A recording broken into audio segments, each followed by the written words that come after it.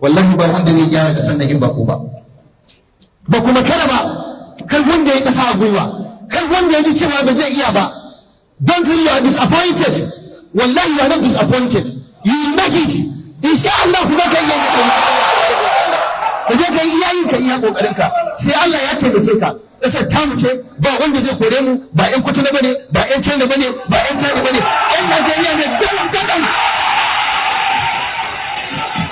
Daga dole mu je mu tare kasar mu kyautata ta. Waɗannan wanda suka yi expire su samu su kauce su ba mu wani da zai mu tare. Expire products. When you expire, ba kwa iya yin abin da ya kamata. Ban fa kira suna ba, kaka ce da wani nake. Wallahi wannan abu yana damu na guri da gaske. Akwai bakin ciki. Wani ya ce malam kun ci a ilimi, kun yi hudumobi a ilimi, kun ci a je jami'a, kun ci a je a kwaleji, kun ci a yi kaza. Shi malam mun yi karatu mun gama, mun dawo abin da za mu ci babu. Jahilan kasan nan su suke ba wa ƙasar tsoro. A gani wasu na fashin baki, su suke da ƙarfi, su ne ake lallabawa, su suke da power, su suka isa. Duk waɗannan ayoyin mun jawo su ba san da su ba. Alhali duniya ta ci gaba ne da ilimi. Allah ya yabi ilimi, annabi ya yabi ilimi, duk mutumin kirki ya yabi ilimi masu sani. Malamai suka ce duk inda mai ilimi yake masani ka je ka bincika, wallahi tallahi baya mutuwar banza. Dole sai ya mutu mukarraman mu'azzazan a cikin al'ummarsa, ko da ba ilimin addini ya karanta ba. In ilimin tonan shadda ne na ɗiban kashi, billahi lazimu akwai inda za a girmama shi, kuma sai an bi layi wani lokacin an zo ana neman, sai ce ku dira da Allah aiki ya mun yawa. Kashi ba zai daidai, amma saboda shi yake da ilimin. Me yasa ba mu da sakin ilimi? To mun bar hanya, mun bar tunani mai kyau. Yanzu duniya gabaki ɗayanta da ilimi take tafiya malam. Yana daga cikin alamar ci bayan ƙasa, ci bayan al'umma, ita ce al'ummar da ba ta girmama ilimi, ba ta taimakon ilimi. Wani abin suke kashe kuɗi a banza, ba ilimi ba. Masu wani abu ba masu ilimi ba suke taimako a banza, ba masu ilimi ba. Da haka za a yi wayi gari in ba an yi da gaske ba, wallahi waɗannan yaran da 'ya'yan da za su wayi gari wanda ya ce to me amfanin zuwa university, me amfanin zuwa karatun. Malam wani ya baro uban sai na hawan jini, bai da kuɗin da za a sai masa maganin hawan jini, da kullum sai an sha, da safe ɗaya da rana ɗaya. Daga cikin maganin da ya fi kowanne tsada a ƙasar nan shine maganin hawan jini.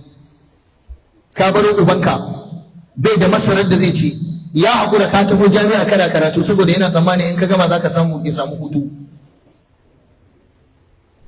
Mahaifiyarka ciwon suga ya kwantar da ita, kafarta ta tsaya ba ta iya takawa, ba ta da mai taimakonta. Kai nan da ƴar suke ƙarin su semester, su can da karima suke, in ka samu da abin alheri ka tura musu kana ɗalibi. But you are not respected, and you are feeling that you are disappointed. Saboda system din is bad. Bayan ka gama, kana gama makaranta za ka tarar da kannanka 'yan mata budurwa guda 3-4, kowa rikiki ta girma aure take so. Wallahi ba sai ta yi magana ba, ita budurwa in ta kai munzalin aure ba sai ta yi magana ba. Da idan ka za ka gane cewa wacce ya kamata mu kai ta gidan miji. To kai kanka ba ka da inda za ka je ka yi aiki ka samu 10,000 a wata. Ga yarinya ta taro maka rikici, sai layin samari amma ba kudin aure. Tana rayuwa a cikin al'ummar da ba ta da taimako. Duk wanda yake da budurwa a gidansa billahi azimu idan ya zo aurar da ita sai dai ya ji da kansa. Ba ruwan al'ummar da cewa ubanka hawan jini ne da shi, ko ciwon suga, ko ubanka ritayi ne ya yi ritaya. Waye zai taimaki wannan yaran 'yan mata? Kai ne. To ka gama makaranta ka fito ba za ka samu aiki ba. Jama'a kun san yanzu a Najeriya ana iya sayan ofa ɗaya naira miliyan 5. Kafin ka fara aikin fa naira miliyan 5 za ka cake. Mai sauki miliyan 2. Ofar miliyan 1 ai a guje ake neman ta. Wannan wace irin kasa ce? mutum ya yi karatu yana da takarda ya cancanta an gina shi an auna shi, amma ba za a ba shi aiki ba sai ya ba da cin hanci. Wace irin ƙasa ce wannan? Ba dole Allah ya garbe mu da ɗan barayin daji ba, ba dole Allah ya garbe mu da ƴan ta'adda ba, saboda waɗanda suka rike ragamar azzaluman ne. Ya samu dama shi ne darakta a wajen ma'aikata, shi ne wane aikin da za a ɗauka ma'aikata sai ce ga sunan za mu ɗauki ma'aikata mutum 50, amma kowane ofa guda ɗaya a sayar mana ita miliyan 2 miliyan 3. Kai akwai wanda yake ɗebo kofofin a briefcase ɗin sai yake sawa, ya ce sakatarensa a zo a yi interview, duk wanda ya ajiye miliyan 5 ku yi min magana za a turo takardar sai zai fara aiki. Wani ne ya samu aiki akan haka, ya kira ni yana kumfar baki, malam na yi interview na cancanta na sha wahalar karatu. Na ce kaga ka daina wani dogon turanci, ni ma wahalalle ni ma ai na sha wahalar karatu na sani, kuma ni ma dan Najeriya, me ya tambaya ka? Yace ya samu interview an dauke shi aiki an ce sai ya bada miliyan 2, kuma wanda yace ya bada miliyan 2 yace in ka ga dama ka je New Najeriya ka buga ko ka je Daily Trust ka buga ka ce an dauke ka aiki kuma an ce sai ka biya. Saboda me? Suna jin su ne kasar sun isa, wa ishe masa magana. Yace kuma malam ga ayoyi ga hadisi kun jawo akan hadarin bada cin hanci. Nace kaga dauki miliyan 2 ka kai musu, kai Allah isa.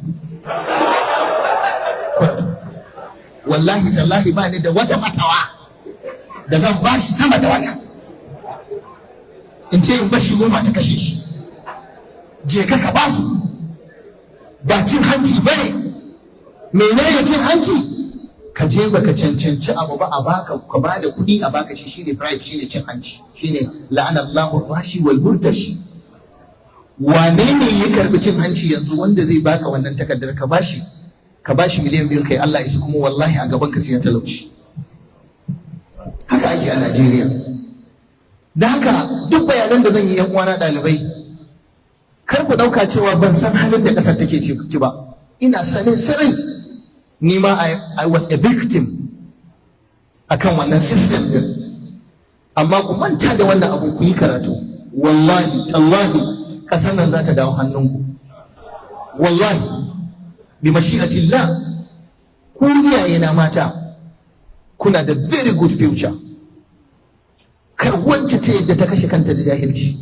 Ki ilimi, ki karatu. Idan mata al-insan, idan dan adam ya mutu, manzo Allah yake cewa in qata'a amaluhu illa min thalath, duk aikinsa gaba ɗaya ya yanke, ya tsaya cak.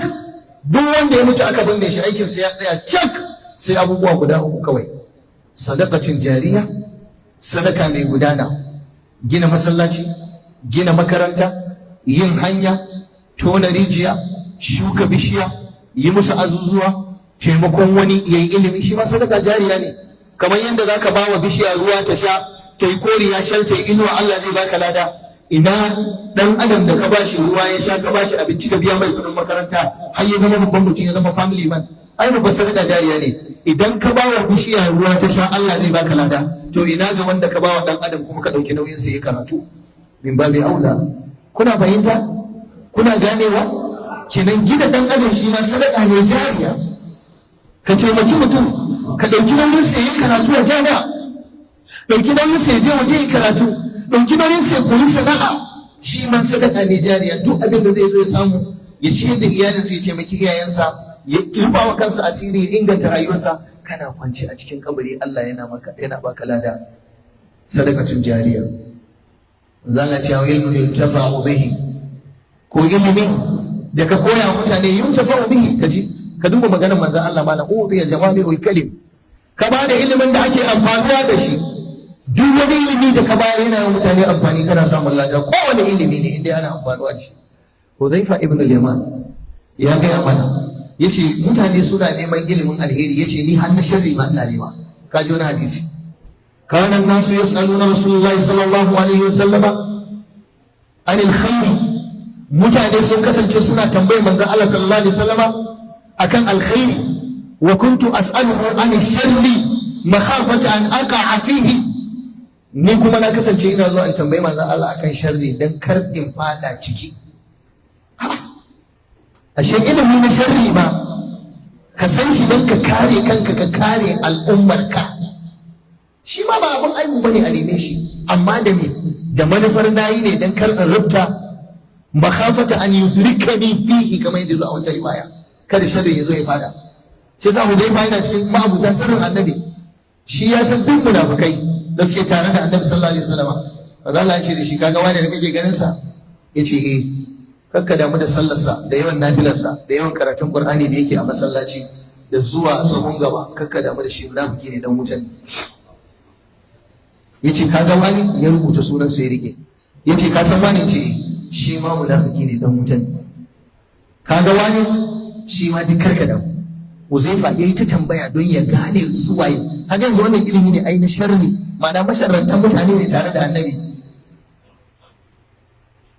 Kullum sai labari ya bayyana cewa annabi ya saki list din suwa, list din munafikai. Umar ibn al-Khattab shine mutum na farko da ya fara zuwa gurin Hudayfa, yace Hudayfa, an shiruka billah, na hada ka da Allah, don girman Allah, don zatin Allah, ka duba mun cikin list din da annabi ya baka, ina daga cikin munafikai. Huzaifa ya daga takarda ya duba haka, ya ce baka ciki, daga yau kar wani ya sake zuwa ya tambaye ni, don wannan sirri na ne. Ya ce to alhamdulillah. Me yasa Huzaifa ya faɗi haka? Saboda kowa zai zo ya ce a duba sunansa, da ƙarshe ina ce za su bayyana. To me yasa annabi bai faɗa ba, shi Huzaifa me yasa bai faɗa? To daga kan malamai suke cewa duk wani ilimin da zaka iya bawa addinin Allah kariya a kansa, saninsa, ba sai na yi tafasil ba, ba sai na yi dalla-dalla ba.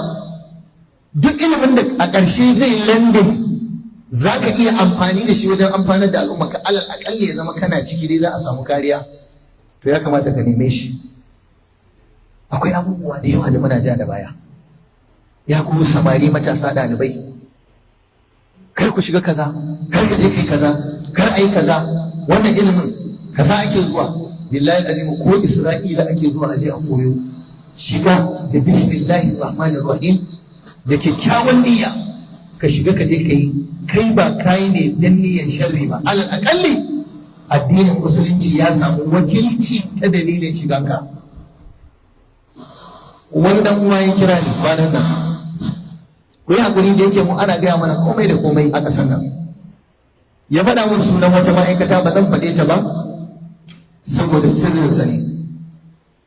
Ya ce malam kaga ma'aikata kaza tana daga cikin ma'aikatar da ake bala'in samun kuɗaɗe masu nauyi a ƙasar nan. Amma wallahi malam ina so in shaida maka, duk arewa gaba ɗaya ni kaɗai ne. Duk arewa ni kaɗai ne mai sallah a ciki, ba wani mai kallon gabar. Ya ce malam a yau in na fita daga ma'aikatan nan, abinda na samu ya ishe ni in rayu da ni da 'ya'yana da iyayena gaba ɗaya.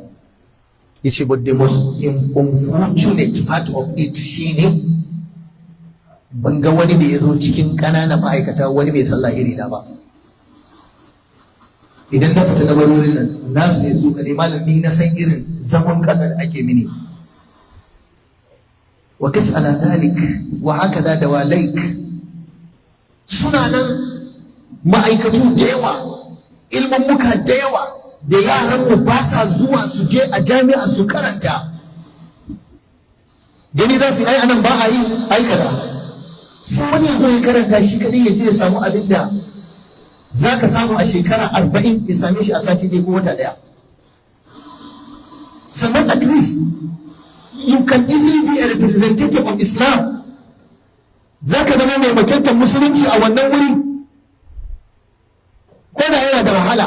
Wallahi wahala ne da shi, wallahi ai ba ma a yi ma, wallahi a'a, irin courses din da ba a yi, in ba a yi a nan Kano, wataƙila ana yi a Enugu, wataƙila ana yi a Onitsha, wataƙila ana yi a Lagos, wataƙila ana neman sa a ƙasa kaza a ƙasa kaza.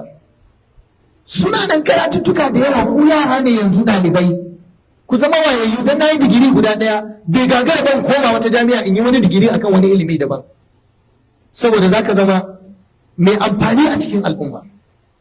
Haka ma'aikatu, akwai ma'aikatu da yawa da mutanenmu ba su isa su shiga wurin ba, saboda ne, saboda ba ku da ilimi. yaran mu kullum abin da ya dame su ilimi mai sauki, a yi fafafafafafa yanzu a gama, rabi satar ansa, rabi rashin zuwa makaranta, rabi bacci, rabi kaza. No, lokaci ya ƙure, ka tsaya kai karatu sosai saboda amfanin da za ka bayar. Kai fa kai mai tsada ne,